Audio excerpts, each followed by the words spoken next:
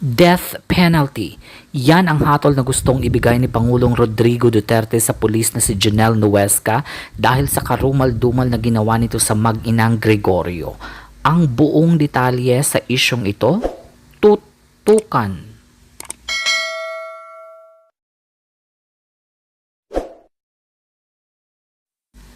Kakapasok lamang na balita, Duterte gustong masampulan ng death penalty si Janelle Nuesca.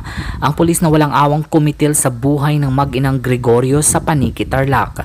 Sa isang panayam sa radyo kay Senator Bato de la Rosa, ay sumasang-ayon ito na maparusahan ng death penalty ang pulis sa pamamagitan ng lethal injection dahil sa karumal-dumal na ginawa nito sa mag-inang Gregorio.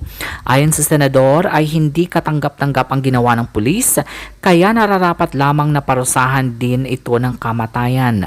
Matatanda ang isa si Senator Bato de la Rosa sa mga nagsulong na buhayin ang death penalty sa bansa, kasama sila Senator Manny Pacquiao at Senator Bongo.